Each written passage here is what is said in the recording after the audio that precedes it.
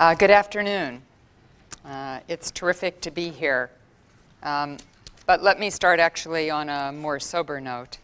I want to express the condolences of my country, the President of the United States, the Secretary of State, and all of my countrymen for the loss of yours. And our fervent hopes and prayers that Kenji Goto returns home safely. Unfortunately, the United States has been through this experience of this situation, and we know how difficult it is. So we are in solidarity with Japan in every way we possibly can.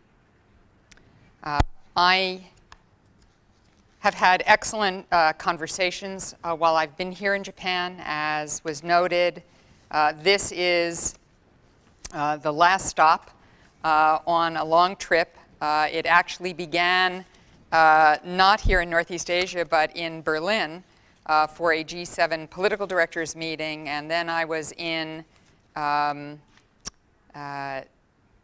Zurich for 2 days of negotiations with Iran, and then Beijing, Seoul, and here in Korea. And I am fiddling because I'm looking for my remarks. I have taken this as my first trip beyond these meetings in 2015 because I believe, and the President and the Secretary believe, that this administration is very focused on the Asia-Pacific rebalance, and it made sense that we begin a series of what will be high-level visits throughout this year in recognition of that rebalance. Our alliance with Japan, the cornerstone of peace and prosperity in Asia, continues to mature and develop. We are modernizing our security alliance through investments in new capabilities. We're also revising the 1997 U.S.-Japan defense guidelines to further ensure Japan's security, improve interoperability, advance our cooperation with other partners, enhance our contributions to peace and security. Meanwhile, we're enhancing our economic relationship, which are two of the most fundamental economies in the world, both bilaterally and regionally, by negotiating the Trans-Pacific Partnership, or TPP, and I am very optimistic that TPP will, in the near future, come to a positive point of closure. President Obama has reiterated very recently his commitment to working with Congress to secure a trade promotion authority, as well as the importance of concluding this ambitious TPP to support jobs and economic growth in all the TPP economies. Through TPP, our two countries are also helping lead the nation and the region to higher standards for trade. But to achieve these ambitious goals, we are also working to resolve the remaining bilateral issues between us. And in my recent trip in the region, it's clear to me that everybody wants to become part of TPP over time, and that it is a magnet for the development of trade and a strong economy here in Asia. Our negotiators have made a lot of progress in recent weeks. There are some tough issues to remain. We are all working to resolve these as soon as possible so that together we can reap the economic benefits of this agreement. Regional prosperity, of course, goes hand in hand with security. You can't have prosperity without security, and it's hard to have security without prosperity. I just came, as I mentioned, from Beijing and Seoul, and there is a natural imperative to work together to address threats like North Korea's banned nuclear and missile programs, and to lower tensions in the East and the South China Sea. We are working to build an effective regional architecture, including through institutions like ASEAN, the East Asia Summit, APEC. We do this because these institutions work for principles of fairness and rule of law, and against the notion that might makes right. We know they are essential to peace and prosperity and security of all countries, large and small. Beyond our bilateral and regional work, we're also strengthening our global partnership. To counter violent extremism, Japan has played a critical role in the global coalition against ISIL and provided very generous humanitarian assistance across the affected area. And Prime Minister Abe's trip to the Middle East in mid-January further advanced Japan's engagement on this issue, and needless to say, fighting the terror of ISIL is a top priority for all of us in the world. Japan has also, helpfully, condemned the Russian annexation of Crimea and supported strong sanctions to deter continued Russian aggression in Ukraine. Japan has also demonstrated firm commitment to the people of Ukraine, providing humanitarian assistance and critical financial support to the Ukrainian government. We are also two of the biggest contributors to the Green Climate Fund to help developing countries counter the impact of climate change, one of the most crucial issues in the year ahead as we approach the Paris conference, with Japan having pledged $1.5 billion to the Green Climate Fund. On Ebola, Japan has donated about $150 million, but also provided medical professionals to the WHO response over the last year and has worked to alleviate health challenges and poverty across Africa and, quite frankly, across the world for many years. Throughout the past decades, Japan has demonstrated firm support for upholding human rights and democratic principles throughout the world. Of course, the real foundation of our relationship is formed by the ties between our people. When I was a high school student, my pen pal, we used to have pen pals then, no Twitter, no internet, no social media. My pen pal, we wrote letters, was with a young Japanese schoolgirl. That was my introduction to Japan. Thousands of students make the journey between our two countries each year, and we want more because they make lifelong friendships through those experiences. Unfortunately, the numbers of Japanese students in the United States are down from their peak in the 1990s, and while they're up for Americans going east, the absolute numbers are still low. In recognition of the seriousness with which both countries take this issue, our governments formed a task force that issued a variety of recommendations to increase student exchanges, and we're working with our Japanese partners to implement those recommendations. In closing these brief remarks, I want to note, as I know you're all aware, that this is the year of the 70th anniversary of the end of World War II. It offers us an opportunity to celebrate the stunning success of the U.S.-Japan partnership over these past 70 years. A partnership that has fostered and continues to promote peace and prosperity across the region. We welcomed Prime Minister Abe's New Year remarks. I believe firmly that all parties have an interest in working together in handling commemorations this year in a way that truly promotes reconciliation and strengthens relationships. With that, let me reemphasize our belief that whatever challenges arise, you will find Japan and the United States side by side, meeting them together. I look forward to continuing my work with my Japanese counterparts, and I look forward to your questions. Thank you. Thank you. Before we start, just a few reminders for your questions. Please come up to the front and please speak into the mic. We have two up here.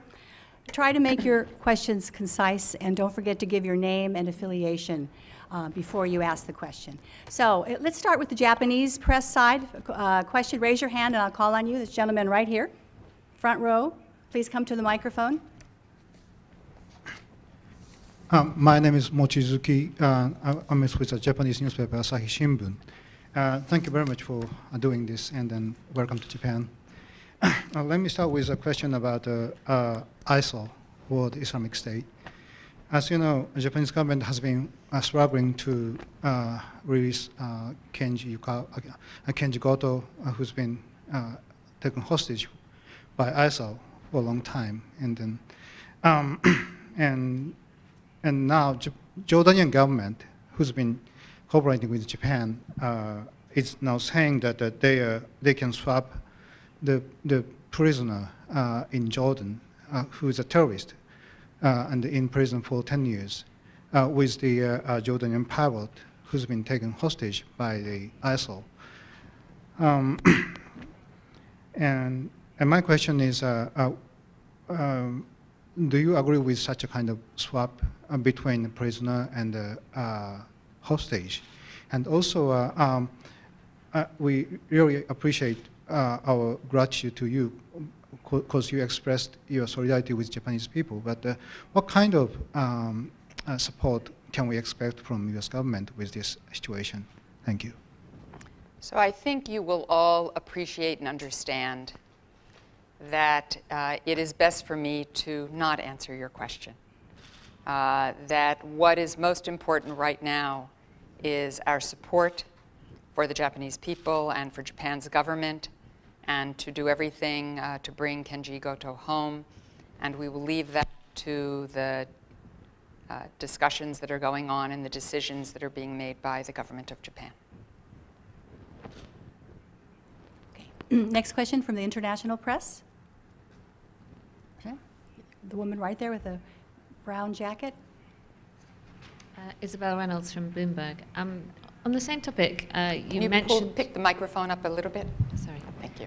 On the same topic, you mentioned the Prime Minister's speech in the Middle East and how you welcomed Japan's contributions to the war on terror. Are you at all concerned that the fact that this hostage crisis came immediately after that speech would make Japan waver in its commitment to the war on terror? There is nothing I have seen and nothing I have heard in my meetings here or in all of my contacts and discussions with my colleagues that leads me to any other conclusion but that Japan, like every other country in the world, believes strongly that the threat of terror must end and that all countries must do whatever we can to stop this inhumane set of acts. Okay, someone from the Japanese press? Any other questions from the floor in general? Gentleman right back there in second row. Hello, my name is Kazuhiro Kugi from Kyoto News. Thank you for this opportunity. My question is about the meeting with the Mr. Sugiyama tonight. What will be the main agenda of the meeting with Mr. Sugiyama, and could you give us some examples and details if possible? Thank you. In all of my discussions today, which have been excellent, including with your National Security Advisor and Deputy Foreign Minister, and with some of your scholars as well, and again at dinner with Sugiyama-san. We have covered a range of issues: bilateral, how to strengthen our alliance even stronger than it already is, and it's an extraordinary alliance. All of the bilateral concerns and issues that we work on together. We've discussed regional issues, including some that I mentioned in my opening remarks, and also global issues. We've discussed everything from, of course, the DPRK, which is both a regional and a global issue, the North Korean threat. We have discussed the Iran negotiations. We have discussed the situation in Ukraine. We've discussed the world economy. We have discussed the G7. So everything from the work we're doing on U.S. defense guidelines to what the world is going to look like in this century. So it's been very wide-ranging, as one would expect in a relationship that is this deep and this strong, where we work side by side on virtually every issue of concern in the world. Okay. Yes. Anna Fifield from the Washington Post. On North Korea, I'm sure you heard in Seoul this week that South Korea is very much now in engagement mode, talking about dropping sanctions, talking about a summit with Kim Jong-un.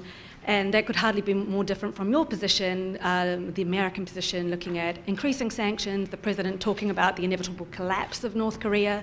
So how concerned are you about the fact that you allies seem to now be going in different directions and seem to be out of sync on North Korea, and how much does that complicate your efforts to get them back to the nuclear table? Actually, I think there's absolutely no daylight between us and South Korea, and no daylight among any of the partners that are working as part of the six-party process, of course, except North Korea, in which there is quite a bit of daylight. But with the other partners, none. And I had extensive discussions in both China and in Seoul, and of course here in Japan. And everyone is on the same page. We are completely supportive of President Park's initiative to have discussions bilaterally with North Korea. She has said that denuclearization is the topic for those conversations. And we agree that that is the priority, as do all of our partners. Special Envoy Sung Kim was just here in Tokyo, meeting trilaterally, and he's also had consultations with other partners, including China, of course, and Russia. And everyone is on the same page. Denuclearization remains the priority. No one is taking any pressure off of North Korea. We expect there to be no further provocations, and we expect that North Korea will begin to take concrete steps to show that it is serious about denuclearization and making sure that this threat is removed from Northeast Asia and from the world. Okay, a question from the Japanese press, and we welcome it in Japanese. We do have simultaneous interpretation, so yes.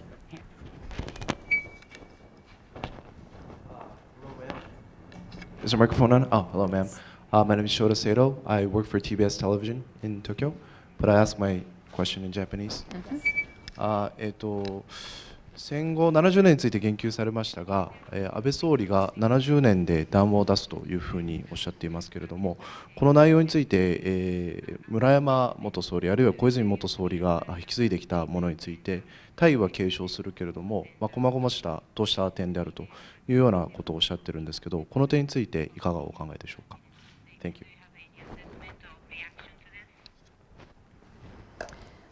As I said, where the 70th anniversary is concerned, we see this as a time to really mark how much progress has been made in those 70 years and what we all have ahead of us. We understand that history remains, and we know that countries in the region are discussing the past as well as looking ahead to the future. And from the United States perspective, whatever the countries together resolve, whatever reconciliation works, whatever will strengthen relationships in the region is a good outcome.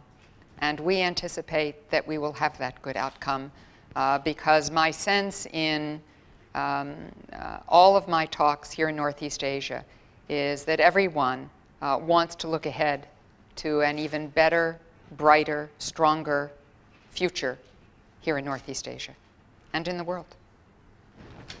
Do we have a question from the international press? Okay, if not, we'll open up the floor to anyone with a question. Yes, please come to the microphone.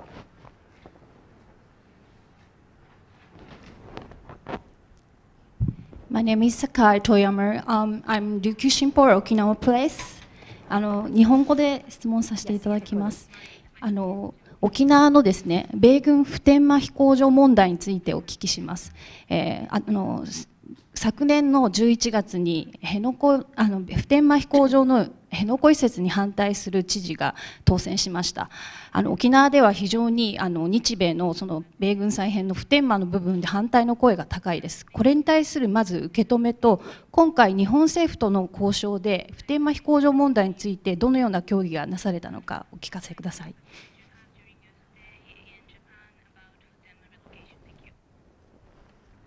Well, of course, Futenma came up in my discussions because it's an issue of great concern for all of us, And we appreciate very much that the US and Japan have worked very hard to find a resolution that will work for everyone. And we expect that this will proceed forward along the lines that has been agreed.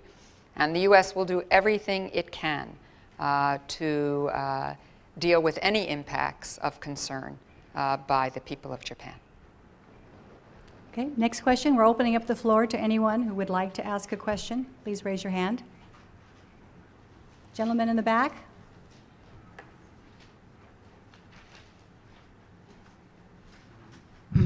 Anthony Rowley, Singapore Business Times.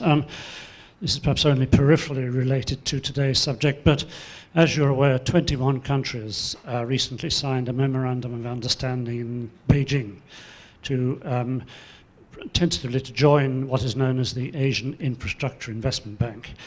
Do you expect the United States to support that initiative? And if so, what will be the essential conditions that the United States will require? Thank you. Actually, the Asian Investment Bank came up in my conversations on this trip. And the United States' position on this is we will consider any infrastructure structure that helps to increase the prosperity and security of the region. But we want to make sure that any such bank or any such structure lives by international rules and norms, creates a fair playing field, and is in line with the other institutions that currently exist, don't replicate, but add to the strength and the value that they hope to bring to the table. And so that is the basis on which we believe everyone should take a look at this idea. Any other questions from the floor? Yes.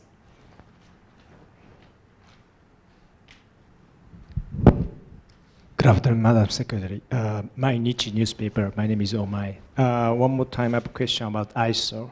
So in the future, which kind of alliance or partnership do you expect with Japan?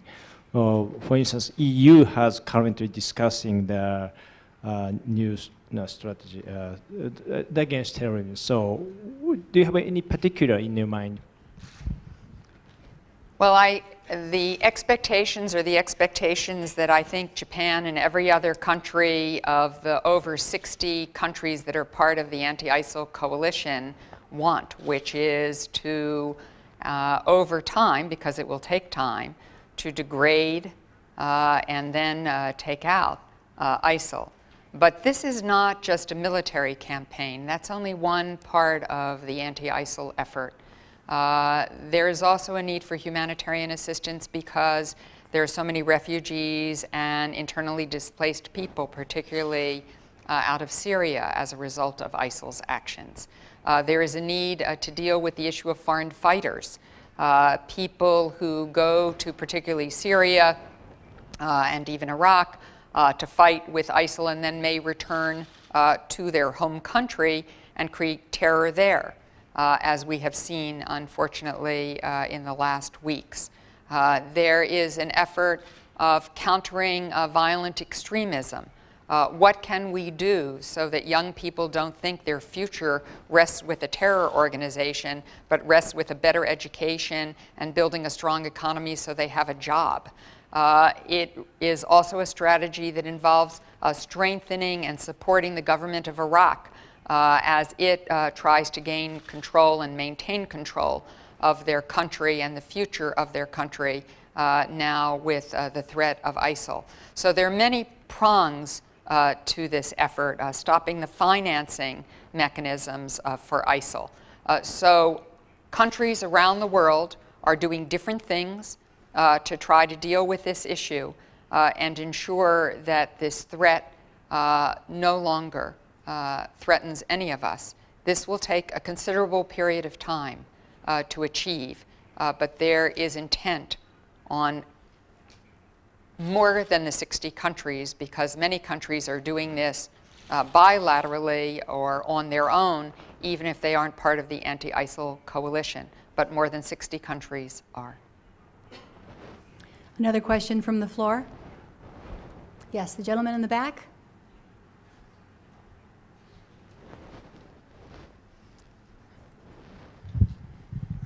Nishimura with Hokkaido Shimbun newspaper. And Japan is expecting the visit of Russian President Putin this year. And what kind of outcome do you expect if it happens? And in the timing that Russia and Ukraine has a serious issue right now? The decision about visits are the decision for any country to make, not for the U.S. To make for another country. So I will leave that to Japan to make its own decision. What I will say, which the European Union in its Foreign Affairs Council meeting reinforced yesterday, is that Russian aggression in Ukraine in support of the separatists is continuing and getting worse. The aggression in Mariupol last week that left 30 dead, including women, children, the elderly, as well as I think over 100 injured, is something that must stop. And the European Union yesterday, and we're certainly in concert with this, said the sanctions would continue and that they will consider additional sanctions if this aggression continues. There are many places where we work with Russia on challenges around the world. Certainly Russia is an important partner in the six-party talks, an important partner in the P5+1 negotiations with Iran, but in Ukraine, and on the issue of Ukraine, Russian support for the separatists and for the aggression which has taken place, for the attempt to annex Crimea, is something that should not be happening, and the world community is responding to that in every way that it must. Okay, I think we have time for 2 more questions. Any other questions from the floor? Okay, I think we will wrap it up. Thank you, Undersecretary Sherman, and thanks to the members of the press for coming today in this stormy weather that we're having. Truly. Thank you. Thank you.